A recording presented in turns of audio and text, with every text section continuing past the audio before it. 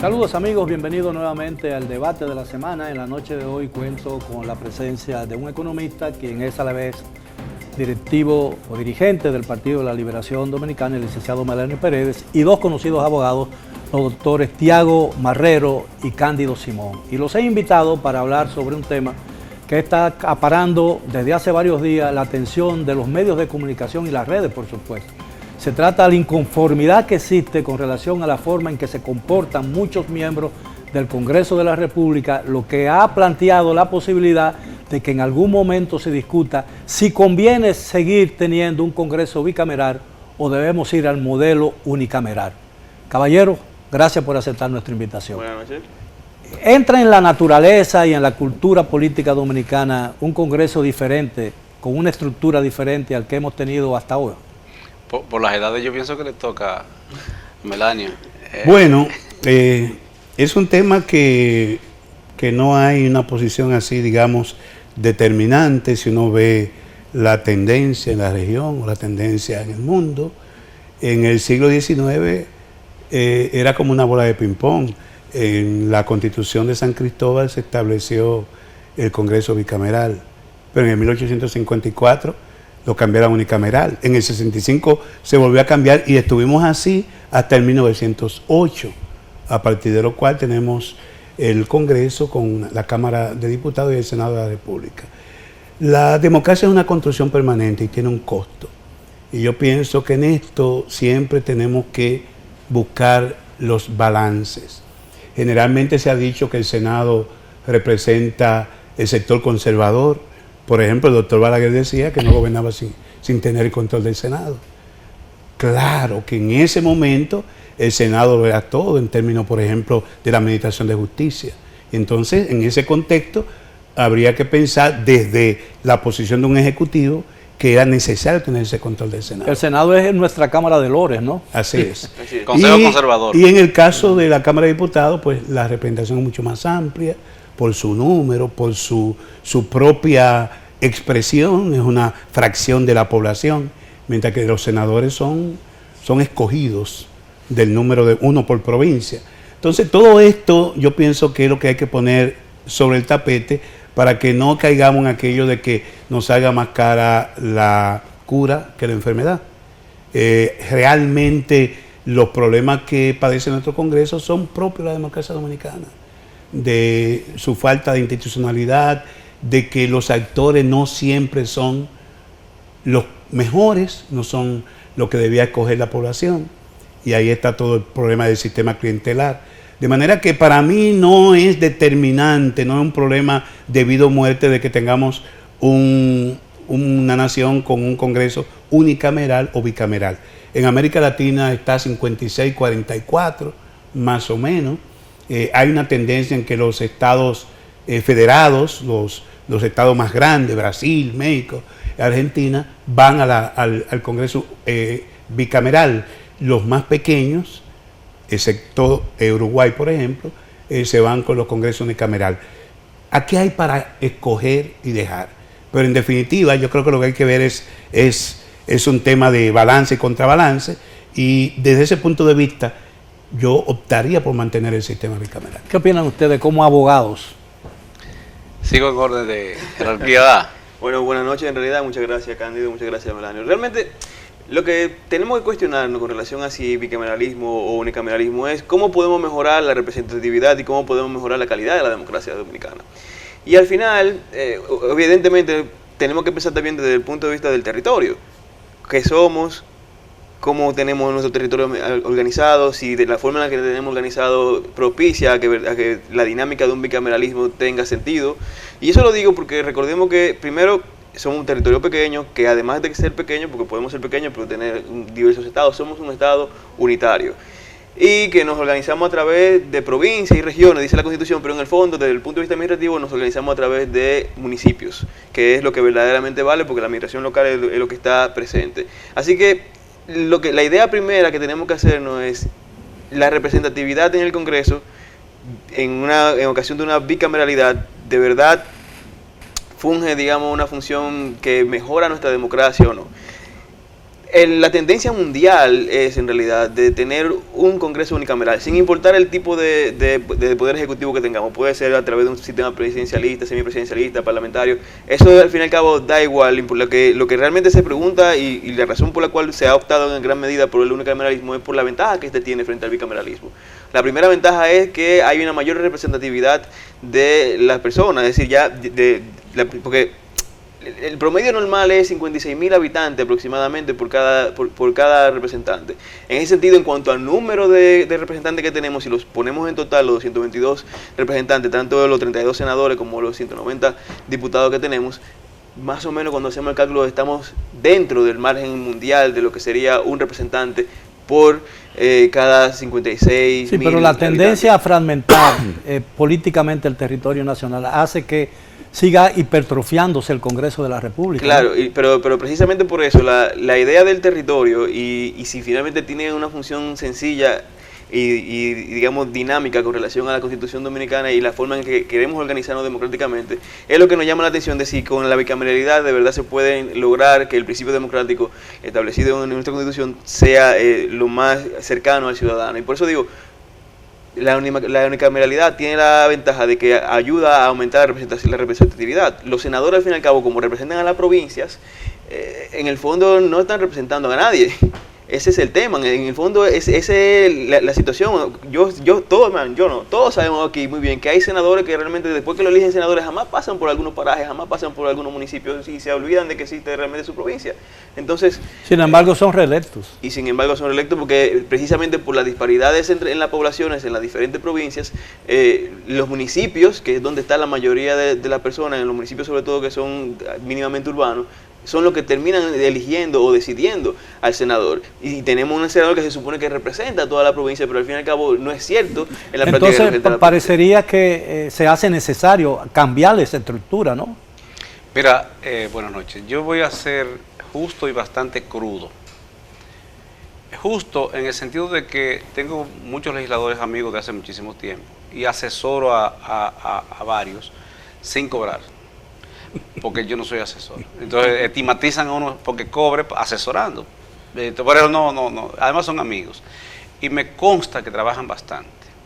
No en las sesiones, en ese espectáculo público que hacen para levantar la mano, apoyar un botón, que uno no sabe qué es lo que están haciendo ahí, sino en las comisiones. Trabajan bastante y de manera muy intensa. Razón por la cual es injusto, son injustas las críticas que le hicieron recientemente a la comisión que trabajó el proyecto de Código Penal, que tiene 20 y pico de años. Y el de procedimiento civil igual, y el civil también, y el de comercio también.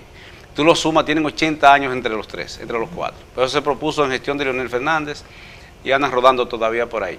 Pero lo que importa retener es que me consta que, por ejemplo, en el caso de Alexis Jiménez, que presidió la comisión de la Cámara de Diputados para mejorar lo que es hoy el proyecto de Código Penal, que tiene un 87% de bueno y un 13% malo todavía, pero mejorable, perdió los ojos ahí. Él no usaba lentes, ella usa lentes, porque trabajaron intensamente.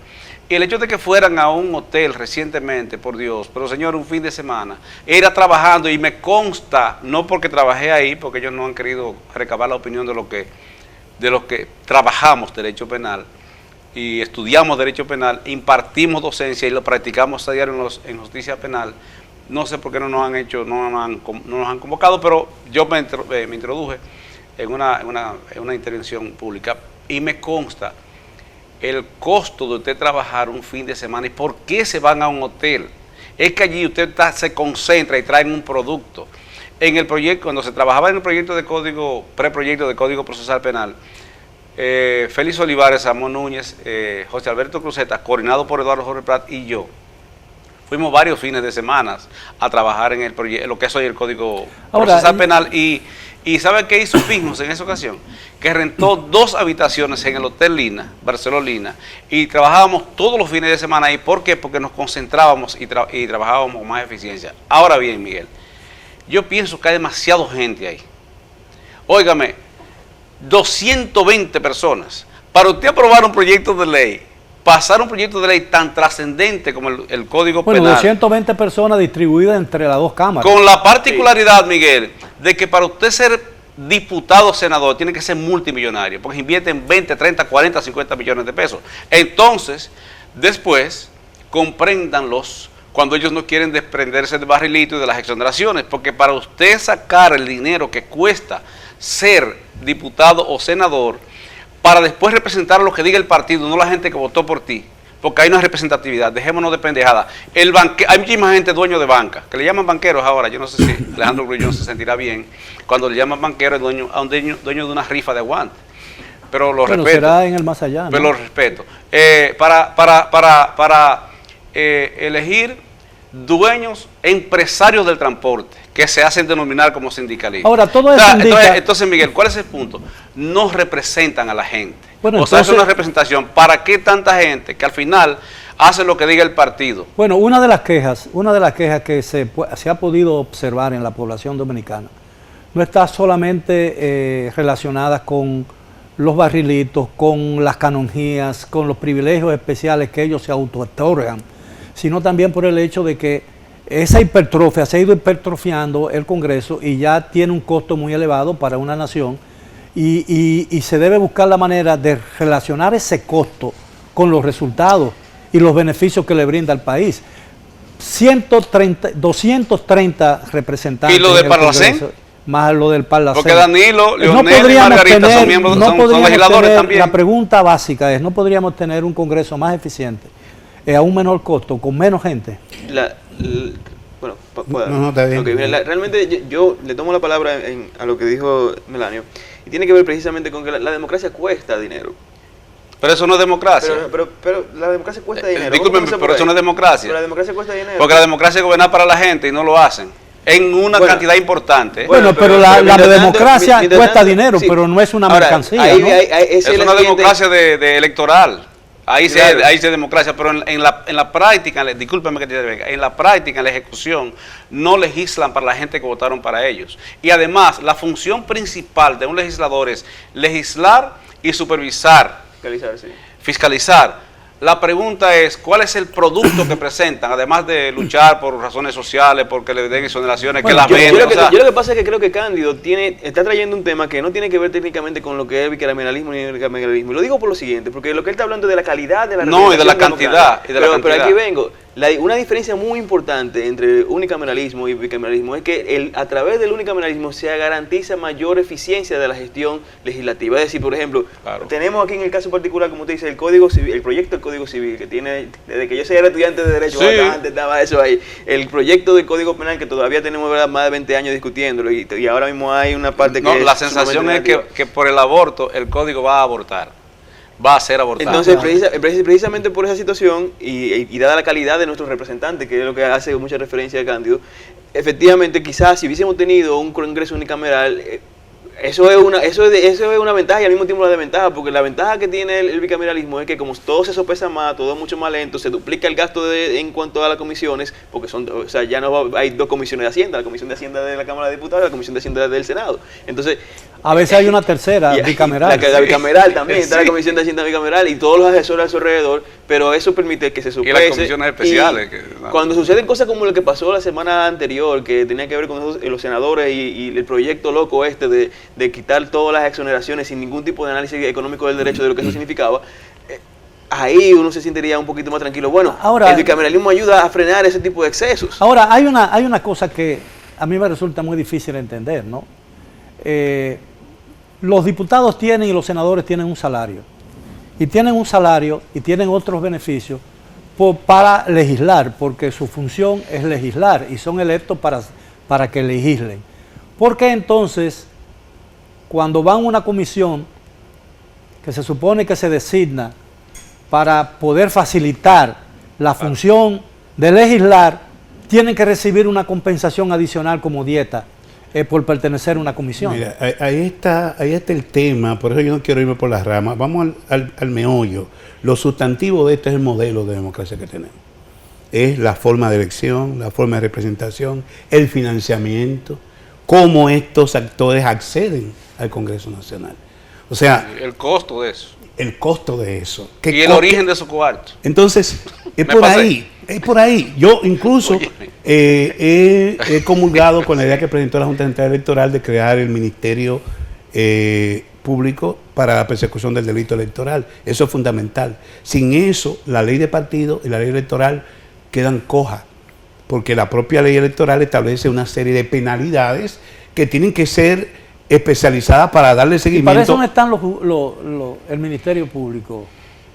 Bueno, lo que digo es lo siguiente, yo soy Sí, patriota de ese disculpa, código, sí, porque de ese al final, código electoral. en la ley establece el Ministerio Público Electoral, no establece que es necesario que sepa del tema electoral, que la legislación electoral es una especialidad, de hecho ya hay maestrías en eso, y la Junta Central Electoral tiene una academia para eso.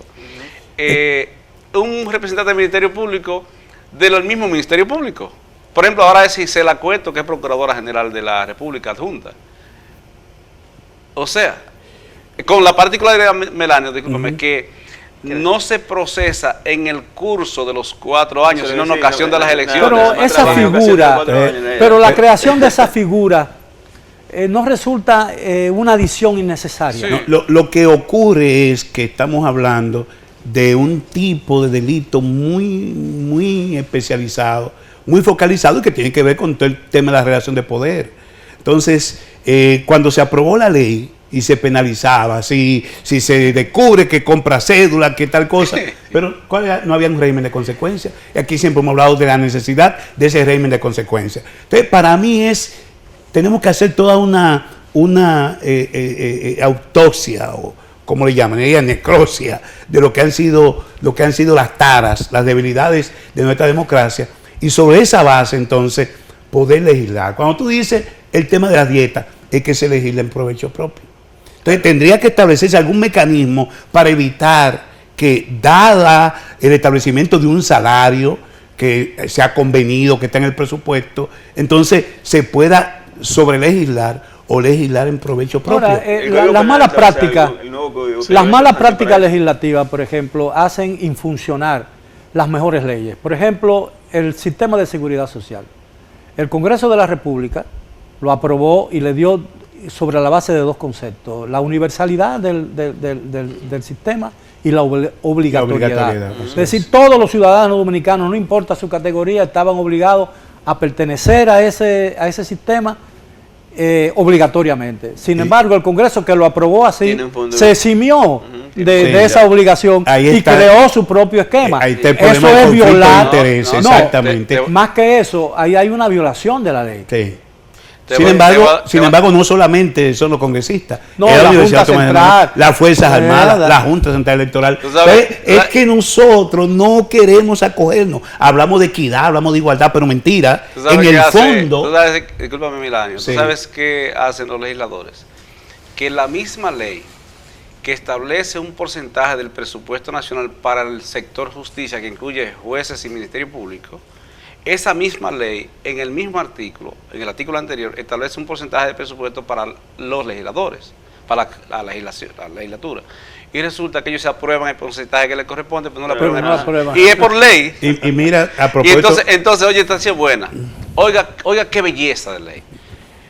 Proscribieron el uso de juca, porque sospechan que ahí pueden fumar droga. ¿Te das cuenta? Óyeme bien, ¿sabes qué ha pasado? Nada. ¿Sabes qué? Pero aquí se juzgan en la justicia las intenciones. Sí. Ahí está el tema de la calidad de la democracia y la calidad. A alguien se le ocurrió, a un genio se le ocurrió recientemente atentar contra los intereses de los señores infieles. O hay que ponerle cámara, una cosa, a los moteles. Yo tengo un amigo que dueño de unos moteles. Se está yendo por Dios. por la parte del espectáculo. Ese diputado se podía autoincriminar. Caballero, si me lo permiten, tenemos que hacer una primera pausa. Regresamos después de ella. Por favor, continúen con nosotros en el debate. Bien, estamos de vuelta en el debate de la semana. En la noche de hoy estamos conversando sobre una propuesta o sugerencias que se han formulado en los medios de comunicación y por supuesto en las redes también, de que podríamos considerar en un futuro la posibilidad de cambiar la composición del Congreso para convertir un Congreso que hoy está dividido en 2 cámaras, el Senado y la de Diputados, en una sola cámara, unicameral, como ocurre en muchos otros países, especialmente aquellos con regímenes parlamentarios. Ahora, es la Constitución de la República la que consagra la estructura del Congreso de la República, ¿no es cierto? Así es. Entonces se supone que para cambiarlo, esa estructura, se necesita una reforma de la Constitución. Una nueva reforma constitucional. Yes. Eso lo hace más complicado, ¿no? ¿Y por qué? Tú lo sabes, Cándido. Tú Por la sabes posibilidad, todo lo que está por la sobre el posibilidad de tapete. que Danilo se rehabilite pero- para pero- la no tiene será- condiciones por para una eso. sencilla razón. No. Es que esa Constitución, ese cambio dependerá de los propios congresistas, ¿no? Claro, lo que pasa es que tiene que haber una voluntad. A menos que no se haga una Pero- constituyente, pero mira, se coja una constituyente con el solo y único propósito de esa Lo que reforma. sucedería con eso es que para hacer una constituyente habría que derogar la constitución en pleno. Sí. Porque Pero esa podría constitución- hacerse, ese cambio podría hacerse a través de un referéndum. Sí, déjame decir la idea. Según la Constitución. No, según esta Constitución No, porque la- manda ahora para referéndum una ley el referéndum no es que obligatorio. establezca bajo qué condiciones se sí, convoca. Bueno, pero de esa hecho- ley sí de podría hecho, ser el aprobada. referéndum no es vinculante, discúlpeme, ¿tú sabes cuál es el punto? Si se requiere una ley que no la han aprobado, que debieran aprobarla, en eso no Otra se más. mete. Mientras tanto andan metiéndose con el tema de los moteles. Y no es espectáculo, lo que estoy diciendo es que están dedicando su tiempo a pendejadas. Es a eso que me estoy refiriendo. Es una crítica a lo que están haciendo mal. Ahora, dedicando tiempo, mientras no se concentran, por ejemplo, con el tema de la modificación de la ley de seguridad social para que los dueños de los bancos no se sigan cogiendo los cuartos de las AFP y que cuando una persona se muere no le pongan tantas trabas procesales para recuperar su dinerito o cuando ya se jubile de viejo. O sea, para facilitar. Pero Oye, la para- palabra que los bancos no, No, se pero déjalo roben así. parece muy dura, ¿no? Y es difícil de probar. Te dije que iba a ser mi eh, crítica. eh. Mira, me consta, yo sé lo que estoy hablando, me consta que el asesor principal de la Asociación de Propietarios de Entidades Bancarias, ahora se llama Intermediación Financiera, el asesor principal, el que anda construyendo la teoría de que está bien como está la ley, pero no estoy haciendo una crítica a los bancos, estoy haciendo una crítica a lo que debieran concentrarse los legisladores, que si es bicameral o no, yo simplemente pienso que debe ser menos gente y dedicarse a lo que tienen que dedicarse. Que un legislador no tenga que andar dando fundita en Navidad, porque eso no es su función. Su función no es social, su función es legislativa. Esa función social es de los ayuntamientos, que de hecho, me voy a meter en un tema que sé que va a doler, de hecho a raíz de la Constitución 2010 y la Ley 176 que crea el gobierno local a que aspiraba Juan Pablo Duarte en el pedacito de proyecto de Constitución que hizo sobre el gobierno municipal, a raíz de eso, el jefe del pueblo es el ayuntamiento, que tiene 3 poderes juntos, legislan para la localidad, la municipalidad y los directores municipales. Es el ejecutivo que es el alcalde o el director, y además de eso tienen un juzgado de paz para asuntos municipales. Es decir, los 3 poderes del Estado están reducidos al pueblo para que un gobernador, pero bien, lo dejo hasta ahí. Esas son las cosas que hay que modificar en esa Constitución. Ahora bien, ¿cuál es el punto con eso, Miguel? ¿Cuál es el punto con eso? Mi crítica es que deben concentrarse más en lo que tienen que hacer y además de eso transparentar los ingresos, con qué dinero ellos hacen la campaña. El diputado más votado de Santiago está extraditado en Estados Unidos preso por narcotráfico, dicen ellos. No estoy diciendo que sea culpable o inocente. Por eso me da lo que le estoy razón, diciendo es Cándido, que que la enfermedad no está en la sábana. Sí, ¿tú sabes qué hay con eso? Y voy a ser bastante duro, yo lo prometí. Es que los liderazgos de los principales partidos políticos del país tienen la democracia secuestrada. Porque ¿cómo es posible que haya tantos legisladores del partido de gobierno, circunstancialmente, que yo no tengo que ver con partido político, no me estoy refiriendo al PLD, que también tiene su bemol, ni la Fuerza del Pueblo, que ahora Leonel es un santo? Ahora bien, ¿cuál es el punto? ¿Cuál es el punto? ¿Cómo es posible que el partido de gobierno pase ileso cuando hay tantos legisladores que ellos escogieron dentro, se lo presentaron a la gente y no averiguaron el origen o no lo sabían? O sea, ¿cuál es mi punto? Entonces, volvemos al problema del régimen de de consecuencia. fondo. Una ley electoral de partido que no norman nada. No. Porque no se establecen controles. La ley establece la Junta no controles. Lo que investiga pasa, nada y no lo que penaliza pasa nada. es, Realmente que en no el había fondo. una jurisdicción penal agresiva Sí. que a los líderes de los partidos políticos que permiten que esas cosas pasen, le chuben a Jenny Berenice atrás. Eso es lo que sucede. Ahora, termino con esto. El punto es, 2 cámaras o una. Yo no sé, me da igual. Lo que sí pienso es que debe concentrarse más, menos gente en ese Congreso y más depurado y con un propósito más definido. Y además, en la Constitución sí debe incorporarse, ¿tú sabes qué? La facultad de la gente de revocarle el cargo. Sí, revocación de mandato. Eso sí, son de las cosas que hay que introducir en esa reforma. Yo opino... Para que no cumpla y que tenga que rendir cuentas. En los ayuntamientos, te dije que va a ser duro, en los ayuntamientos, ese informe que hace, ese discurso que hace el presidente de la República para que lo aplaudan cualquier presidente en el Congreso, y eso es rendición de cuentas. Rendición de cuentas como es en España, que te duran 4 semanas debatiendo temas trascendentales. La labor de fiscalizar. Bueno, Claro, y en los ayuntamientos deben hacerlo los pueblos también eso. La rendición de cuentas no está en el discurso realmente, sino está en los papeles, las memorias que se le entregan, Que pero que debe nadie pero no se debate, debe ser examinado. Pero no Porque se hay un debate ni momento se que tiene que critica. ser votado y aprobado. Claro. Se supone que el discurso del 27 de febrero es precisamente un resumen de esas memorias y demás Sí, que sí, se hace, claro. pero se supone también que... A ver, lo que pasa es que usted Es habla que de- debe ser una rendición de usted cuentas al habla de- país. Usted habla de España. Escúchame, y a los encargados de fiscalizar lo que hizo el presidente o el ejecutivo durante esa gestión. A propósito de eso, perdón, doctor Marrero, es evidente que como la rendición de cuentas no consiste específicamente en un discurso, sino en las memorias de los diferentes departamentos del Estado que el gobierno La entrega rendición de cuentas. al gobierno, se supone entonces que el discurso no es obligatorio. Bueno, la Constitución establece que sí, que todos los 27 de febrero tiene que el presidente... Bueno, el presidente tiene hacer- que comparecer Claro, ante el Congreso. sí. comparecer y No, hablar. no habla de hablar, Sí. si mal no Sí, recuerdo. sí, tiene que hacer un... Un Oye, mensaje, un un mensaje a la vamos a hacerlo nación. así, es presentar las memorias. Sí. Bueno, te lo voy a decir que sí. pero el yo te lo presidente puedo puede- presentar por perdón, chat. no tengo que hablar. Exactamente. ¿Entiendes? Y si Sí. tuviera que hablar, el presidente puede decir pura y simplemente, señores, aquí le entrego, en estos documentos están Formalmente. las memorias formalmente, Claro. la entrega de Ya cosas. está entregada mucho antes, ¿no? Sí, Bueno, no importa, Claro, no importa. Es similar lo que hace el presidente de Estados Unidos con el discurso del Estado de la Unión. O sea, él debe presentar con un mensaje, dice acompañado de un mensaje. Por eso inclusive, Pero que lo presente por por eso escrito y muchas no veces hable. no habla de las memorias, habla de otra cosa. Bueno, No, pero las memorias de lo son- bien que va. las memorias indican el estado de una nación, las Sí. memorias de un presidente. Eso. Claro. Ahora, evidentemente... Que es el jefe de Estado. Sí, el cambio, un cambio ulterior, posiblemente en muchos años, no lo veremos, de un Congreso bicameral a un Congreso unicameral, implicaría, asimismo, supongo, y lo dejo en manos de ustedes, un político muy versado y 2 abogados con mucha experiencia, implicaría un cambio en la estructura del Estado y del gobierno. Así es. Pasaríamos, ya no tendríamos necesidad de un primer ministro, ¿no? No. No Pero necesariamente. necesariamente. Pero existe. No necesariamente. ¿Qué es lo que paliza? Realmente... Bueno, no, pero... No, Eso, ajá. realmente- No, realmente pero- Vicente Y era Montalvo César Pina, No, pero el señor ministro de Paliza, Presidencia sería- el señor Paliza ni siquiera yo creo que debería tener categoría de ministro, porque debería ser una dependencia de del Ministerio de la Presidencia. Ustedes a propósito, Miguel, han Pero es el ministro pensado, de los perdón, ministros. Cándido, porque tú no diste Ah, cuenta, no pero hace ahora no caso. voy a hablar. Ustedes han pensado en el modelo haitiano.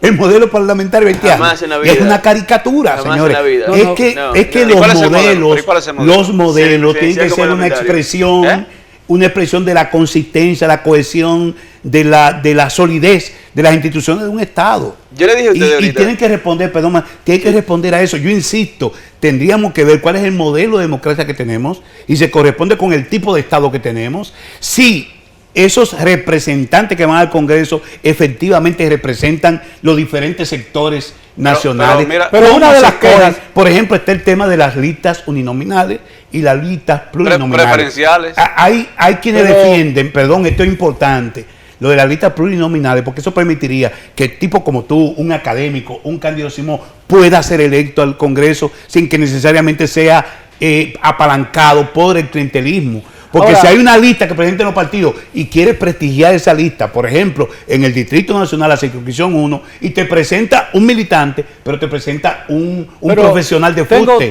tengo una inquietud que Por ahí posiblemente- debemos ver el Tengo tema. una inquietud que posiblemente está en labios en este momento de quienes están oyendo, están viendo el Use el programa. modelo haitiano en TV, un tiene, lío ahí. tiene que ver, por ejemplo, con la capacidad, si se cambia de un Congreso bicameral, senadores y diputados, y se pone todo el poder del Congreso en una sola Cámara, evidentemente esa Cámara tendría de hecho más poder. Claro. porque hoy ese poder es compartido. Entonces sería un suprapoder. Eso, vamos a ver, la primera vez que el Congreso Nacional es el A primer menos poder del Estado. a menos que no instituyamos la figura del primer ministro, que sería el responsable de las acciones del día a día del gobierno, y el presidente se quedaría como un jefe de Estado. Sí. Y de esa manera se le quitaría mucho poder discrecional al Yo creo que el modelo haitiano. Yo creo que Pero ¿y cuál es el modelo haitiano? No, el modelo haitiano. Parlamentario, un Pero primer no, ministro, es presidente. que un Pero el modelo parlamentario alemán mixto. también. No, es que hay una equivocación. Es que el modelo Hay haitiano que es ver, un modelo mixto, un Haití- modelo entre presidencial y parlamentario, que ese es el problema de ellos. No, pero yo creo que ustedes están equivocados. No hay modelo en Haití. Ya, bueno, ok. Bueno, es verdad. yo dije la ¿y caricatura. en Venezuela? Pero realmente... ¿Cuántas leyes aprobó Guaidó, que lo que era diputado? Y lo que viviera haciendo la oposición a Maduro. O sea, no estoy diciendo que el modelo de democracia originario de Venezuela sea malo.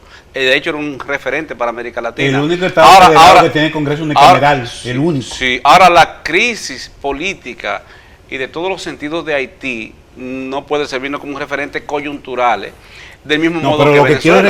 reclamar es como tú le pones un traje que no le cabe Mire, a un Estado que prácticamente una caricatura. Cuando y se tú aprobó- le pones un traje Cua- de democracia parlamentaria moderna, porque Pero que cuando se eso fue aprobó, la última, se podía. la primera cuando Aristide era el modelo, el típico Pero modelo europeo. precisamente- Luego pero cambiaron el realmente, sistema qué que peor es una todavía. transición Sí, qué peor y todavía. es un arroz con mango entre Ajá. presidencialismo y parlamentario. Lo real es que es lo siguiente, que... Pero Melanio, no te sientas mal, porque Haití fue el primer país del continente en proclamar su independencia, que le costó $3 millones cuando los cuartos valían Sí. a Francia. Y 220 años no han podido Sí, resolver el problema. Sin embargo, tienen una situación hoy coyuntural. Es más, la República Dominicana tomó como referencia 87 artículos de la Constitución de Haití de 1843. Sí. Y Francisco de Rosario Sánchez y Báez fueron diputados allá. Sí. O sea, Otros Sánchez. tiempos. Lo cierto Eran es- otros tiempos. Lo cierto ese es es el porque punto. hay que recapitular y traer eso Bueno, nuevamente. fueron sobre el- diputados durante la ocupación. Pues durante la ocupación, no porque fueran haitianos, sino porque era una sola fusión. O sea, fueron constituyentes, que eran abogados los dos. Lo que te quiero significar, perdón, es que no todo lo que proviene de Haití necesariamente Sin embargo, es malo. En este momento están en Antes situación de ir al crítica. cadalso, Y hay gente proclamando que lo invadan. Pero Ajá. antes de ir al cadalso, Ese es otro Ese tema. es otro tema. pronunció, antes de ir al cadalso, pronunció una de las frases más famosas del Sí. prócer: entro por Haití porque no puedo hacerlo por Así otra es, claro. parte. así es. De manera pues que en esa sola frase Sí. Sánchez reconocía que había ya alguna república Es que Haití era la dominicana potencia. independiente, Y si Era la alguien- ¿A dónde fue Bolívar? y Fue si- Haití. y Haití si era la alguien potencia, pregunta- era el modelo a seguir. Mira, y dijo Sánchez, En y si esos alguien años. pregunta por mí, dígale que yo soy la bandera dominicana. Entro por Haití porque no puedo hacerlo por otra parte. ¿Sabes Si alguien quién- sabe pretende quién fue que- mancillar mi nombre, Sí. decirle Lo que lamentable. soy ¿Sabe la quién, bandera. historia. ¿Sabe quién fue que levantó la bandera dominicana el 27 de febrero de 1844? Francisco de Rosario Sánchez, que era el presidente de la Trinitaria, porque Duarte estaba fuera del país. ¿Y sabe quiénes fueron las que tejieron la bandera dominicana? María Trinidad, su Rosario, tía, sí, la claro. primera fusilada. Habría que pensar. Fue traición por qué a los la patria, trinitarios, oye, y no fue traidora. Habría que pensar por qué los trinitarios de Duarte se plantearon un congreso bicameral cuando éramos una aldea prácticamente. Porque ese En era el modelo, 1800. ese era el modelo de Estados Era el Unidos. modelo- sí, era el modelo Ese era el modelo de Estados Y Unidos. entonces, Bueno, pero él vino con muchas influencias de Europa. De Europa. De, Y no- y de- porque de- no Cádiz, Pero parlamentario. recuerden de Cádiz. recuerden en La España, Constitución de Cádiz. recuerden en España y en Europa todavía el parlamentarismo como lo conocemos hoy día no estaba claramente definido porque aún había esa pelea entre los Sí, regalistas. pero mira, y- Caballeros, si Inglaterra- me lo permiten, tenemos que hacer una segunda y última pausa. Regresamos después de ella con la parte final del tema de esta noche. ¿Nos vamos a un Congreso unicameral o nos quedamos con el Congreso como funciona actualmente? Regresamos después de la pausa. Bien, regresamos ya a la parte final del tema de esta noche, sobre si conviene ¿Por qué que al hacen país. pausa? No, porque si conviene al país realmente tener un Congreso como lo tenemos, dividido entre dos cámaras, una Cámara de Diputados y una de Senadores, o volvemos o regresamos o imponemos un nuevo sistema basado en una sola Cámara. En la eventualidad de que eso ocurra, ¿qué otros cambios podrían darse como consecuencia de esa decisión en el país? Yo compro. Ok. No, yo debo decir que el tema realmente no ha polarizado la discusión todavía. Ajá. Por ejemplo, en el caso del PLD, yo estoy emitiendo juicios aquí que son de Melanio Paredes, de ninguna manera son juicios de la dirección del partido. Y cuando lo planteó Julio César Valentín, en un momento dado, que planteó la necesidad de volver al unicameral, el fenecido Reinaldo Paredes, que era presidente del Senado, y Abel Martínez, que era presidente de la Cámara de Diputados, lo refutaron públicamente. Fíjate para que tú veas cómo esto todavía no polariza ni ha sido una discusión sustantiva. Bueno, en los no partidos. era extraño que el presidente del Senado y el presidente de la Cámara lo refutaran. No porque estuvieran defendiendo su posición respectiva. De ninguna manera. Ahora, ¿Tú sabías que Reinaldo Pérez presidió el Senado de la República cuando se aprobó la ley 192 de 2019 que prohíbe que se exhiba la imagen de una persona fallecida? No, la promovió, una cosa increíble. Sí, le cayó. Ese es uno, sí. si me permiten, y no quiero apartarme del tema de esta noche, pero ese es uno de los grandes errores que todavía se cometen en la prensa, incluso en la prensa tradicional de la República Dominicana. Sí. Es una pena y es algo que, por eso yo he insistido siempre, y eso podría ser, si a ustedes les interesa en el futuro, un tema. Yo creo que aquí una de las debilidades de la prensa consiste en que realmente no ha cumplido con una tarea fundamental, que es la de fijar los límites de su responsabilidad. Claro. Y finalmente, la no fijación de esos límites por la prensa va a permitir que sea un gobierno el que la haga. Otro tema. Mira, la experiencia que tenemos de 1908 hasta este año es de un Congreso bicameral.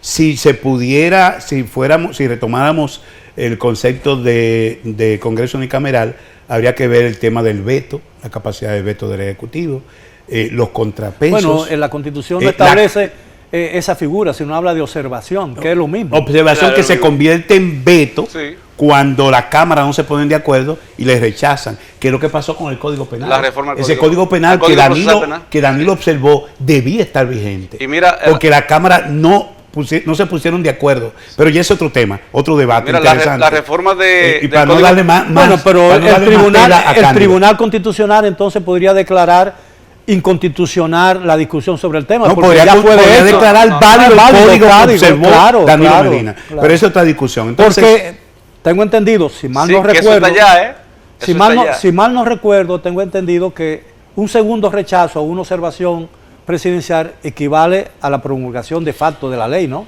Sí. Habría entonces que examinar la Constitución. Recuérdate que la Cámara de Cuentas, hay funciones que todavía le compete al Senado, la propia aprobación de leyes, que ahora tiene que tener la aprobación de ambas cámaras, todo eso tendría que variarse, la calificación para aprobar leyes orgánicas o no. Esto implicaría todo un cambio que yo pienso que ahora no es una prioridad. Sí entiendo, como dice Cándido, que tenemos que revisar la composición de la Cámara de Diputados. Son demasiados. Entre el conjunto de reformas que el presidente Luis Abinader le ha propuesto al país está la de una reforma de la Constitución de la República. Pero para independizar el Ministerio Público. Bueno, pero una vez reunido el Congreso como asamblea, una vez reunido un Congreso como asamblea revisora de la Constitución, podría ampliarlas. Es autónoma. Lo que sí tiene que tomar en cuenta es lo siguiente, que la Constitución... Porque ninguna convocatoria para una reforma es ad hoc, ¿no? No, y no lo ata, porque ya después que está la Asamblea Nacional Revisora, es soberana. Es soberana completamente. Ahora, ¿qué pasa? Por ejemplo, un cambio de esa naturaleza, de si decidimos dejar atrás el bicameralismo y entramos ya en un unicameralismo y cambiamos incluso las funciones, porque, por ejemplo, el tema de lo que señalaba Melanio, de que la Cámara de Cuentas y todas estas funciones que son propias de una Cámara u de otra, ya pasaría evidentemente a una sola Cámara, y habría que reformar eso y el tema de los contrapesos. Pero, en todo caso, esa aprobación, si lo hacemos conforme al procedimiento que establece la Constitución actualmente de revisión y de reforma de la Constitución, hay que aprobarla a través de un referéndum. El único referéndum aprobatorio... Pero eso preguntaba yo. Pero ese es que no es vinculante. No, pero el referéndum aprobatorio de la Constitución sí lo es. Sí, sí lo es. Pero vámonos por parte. Mira, la solo que necesita la ley que lo reglamente. Perdón, escúcheme, de verdad, perdón. Mire, es que en el caso particular, cuando estamos hablando de una reforma constitucional, no estoy hablando de un referéndum que es el referéndum legislativo, no estoy hablando del referéndum aprobatorio, como se llama, como tal en la Constitución. Cuando se hace una reforma constitucional que versa sobre derechos fundamentales, constitucionales sobre el régimen de la moneda, sobre las instituciones y la forma en que se organiza el Estado, que lo dice claramente, dice que tiene que haber un referéndum aprobatorio que es organizado conforme al establecimiento de las asambleas electorales y lo organiza la Junta Central Electoral. En ese caso particular, si pasáramos a un unicameralismo y lo hiciéramos a través del procedimiento de reforma constitucional, evidentemente que habría que, además de eso, consultar a la gente para ver si estaría dispuesto para eso. Pero en el fondo... Pero la consulta popular sería previa o posterior, es a posteriori en realidad, porque ya es en ocasión de la reforma constitucional y evidentemente luego de convertir el poder legislativo en un el concepto. No es posterior a la reforma, es en ocasión de la reforma. En ocasión, sí. Porque si después que lo reformaste me va a consultar, sí. Lo lógico es que se haga en ocasión de la llamada de reforma. Para algunos no, es que no es así. Es que pero déjame terminar la idea. Es que la Constitución establece claramente que es luego de el texto aprobado por la Asamblea Nacional Revisora tiene que luego presentarse en referéndum. Sí, pero vamos a esto. Por eso digo que es en ocasión de la reforma, no es después de la reforma. Ahora, ¿cuál sería? Porque tú no puedes consultar. Dame terminar la idea. Porque no es lo mismo, la consulta, la consulta es un mecanismo diferente. Ok, pero déjame terminar la idea. La consulta es para la redacción del texto. Permíteme equivocarme yo. Muy bien, perfecto, equivocarte. Gracias. Sí, porque, óyeme, yo digo en ocasión de la reforma, porque se convoca la reforma, se detiene con una ley que debe estar aprobada para organizar el referendo, que es una elección nacional, con todos los costos que eso implica, y entonces, si aprueban eso, se reforma. El punto no es convocar la reforma, reformar y entonces consultar. Entonces, la cuestión por eso es que digo que es en ocasión de la reforma. Entonces, la pregunta sería, ¿sí o no? Sí o no. Si está de acuerdo con la reforma o no está de acuerdo. Ya son específicas, tienen que ser conocidas. Claro, se propone un texto, evidentemente. Otro elemento que tú señalabas de si vamos al unicameralismo es la forma de elección. Ahora es un diputado por cada 50.000, una proporción de 50.000 habitantes. Todo eso cambiaría. Y entonces pero cuando lleguemos a 20 millones, que dice don Álvaro Albero, que somos 15, porque hay muchísimos fuera, usted verá. No van a caber en la asamblea. Es que el problema al final no es la cantidad.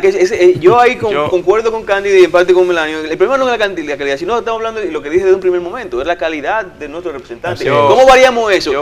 ¿Cómo variamos eso, Cándido? Yo me caso con lo siguiente. Pero ¿cómo variamos el tema de la calidad de nuestros representantes si no es con los partidos políticos? Que, por ejemplo, usted viene de un partido tradicional. Claro. Yo me he sorprendido en el día de hoy viendo cómo han habido críticas suyas, que me parece muy valiente y muy bien de su parte, a todo un sistema de partidos tradicionales que evidentemente son quienes han hecho, o sea, son los que hacen la ley y son los que también se ponen su privilegio. Entonces ahora yo me sorprendo que se están quejando de que los representantes... Y son aquellos que hacen que las leyes no funcionen. No, que entonces, óyeme esto, a una Cámara de Cuentas le hicieron un juicio, un juicio político, porque ellos aumentaron el sueldo. Y ellos, sí, claro que sí. Debo decir, tuve la experiencia como legislador fructífera, el periodo de la primera generación de reforma, 90-94, la ley, la reforma tributaria, que todavía no se ha hecho una con los alcances, el Código de Trabajo, comenzó a discutirse la Ley de Seguridad Social y la Ley de Educación. O sea, fue la más productiva. Ese fue el último legado de Balaguer, ¿no? Sí. Y nosotros que le hicimos el contrapeso, que tenemos mayoría en la Cámara de Diputados.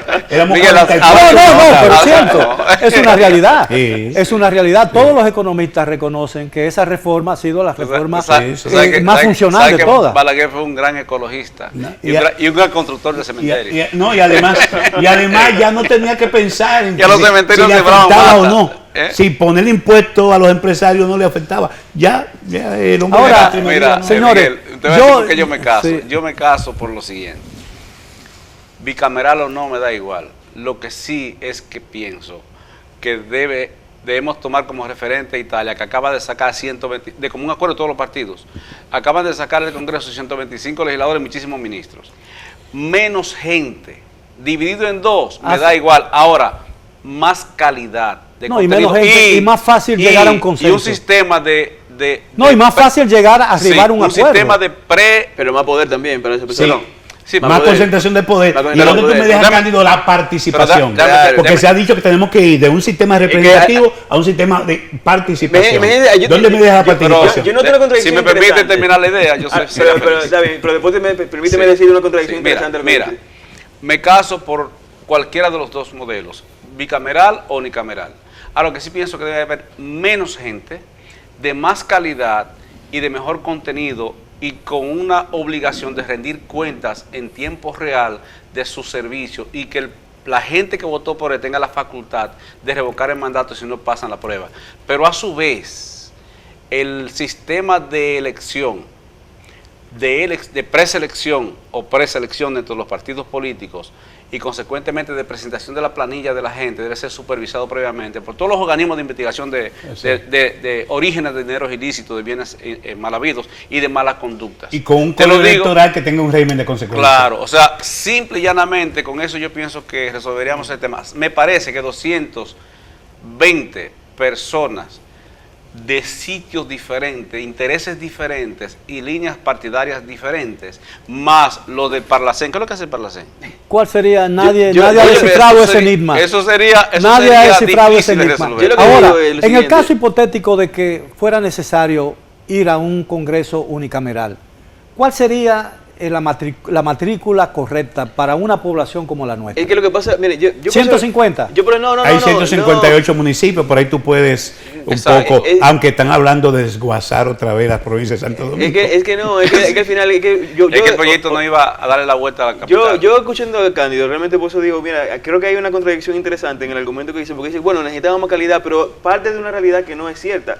La representación que tenemos hoy día en el Congreso, la mala calidad de representantes que tenemos en el Congreso, es justamente la representación social que tenemos en la República Dominicana. A mí no me representa. Es así, eso es la realidad. No, o sea, representa el partido, la línea del partido o los intereses de la banca o de su sector. Si no se ha mejorado la población. Usted me va a decir a mí que el senador, usted me va a decir a mí que sí, dice, pues quieren mío del barrilito, pues démelo a mí. No. Por Dios. O sea, tú me vas a decir a mí que representan los conductores, a los choferes, los usuarios de los carros de él. ¿Los representan? No los representan. El tema de reducir la matrícula, todo el mundo siempre habla de reducir la matrícula porque habla del costo que supone el Congreso, pero el problema real reside en No, yo hablo de calidad. Pero háblate también de reducir, porque sí, reducir ahora, señores, calidad, caballeros, nos quedan exactamente 3 minutos. Yo quiero aprovecharlos para una pregunta que sustancia y resume la discusión o la conversación que hemos tenido en el día de hoy. Cuando se plantea si conviene cambiar la estructura bicameral por una unicameral, necesariamente significa eso que el Congreso actual no ha cumplido su rol a lo largo de su historia. La Constitución del 2010 definió la función del legislador. 3 minutos, 1 minuto. Fiscalizar, legislar y mecanismo de contrapeso, control con el Estado. No lo han estado cumpliendo como fuera deseado. Y naturalmente los escándalos suenan más, son más frecuentes que la calidad del trabajo legislativo que se hace. Y yo sé que se trabaja, pero no todos trabajan en la misma dirección, porque la forma de elección, los mecanismos de elección, el financiamiento para la obtención de esos puestos tiene que ser necesariamente revisado, porque no está yendo lo mejor al Congreso, sino lo que tiene mayor capacidad de compra, mayor capacidad de clientela, mayor capacidad de movilizar recursos. La función del Senado, digamos, y del bicameralismo se ha perdido en los últimos 20 años, precisamente a raíz de que el sistema de partidos tradicionales que tenemos ha pervertido la función legislativa. Y eso es lo que ha provocado el cuestionamiento que lo que estamos discutiendo hoy, si necesitamos 1 o 2 cámaras en realidad, si esa es la solución o no es la solución. Yo opino que hacia el unicameralismo pudiera hacer mucho más efectiva y lo que es la toma de decisiones legislativas pudiera cargar el trabajo, reduciría los costos en parte de lo que hoy tenemos hoy en día, y además de todo eso, quizá pudiéramos aumentar un poquito más la representatividad con mejor calidad. Bien. Pero es importantísimo lo siguiente: no podemos dejar de lado que ha sido este sistema tradicional, estos partidos tradicionales, lo que han hecho desde la función legislativa lo perversa que hoy día. Me da igual que sea bicameral o unicameral, simplemente pienso que hay un exceso en la cantidad y hay una deficiencia en la calidad, y eso tiene muchísimos componentes, entre otros asuman la actitud del presidente que le dijo, yo no voy a bajar línea, yo estoy de acuerdo con las 3 causales, pero que decidan los legisladores. Sí, los partidos políticos, después que presentan a la persona, primero deben sanearse y supervisarse. Después que lo presentan, esa persona ya es como las pruebas en materia penal, que no son del que la presenta, sino de todos. Bien, caballeros, muy agradecido por la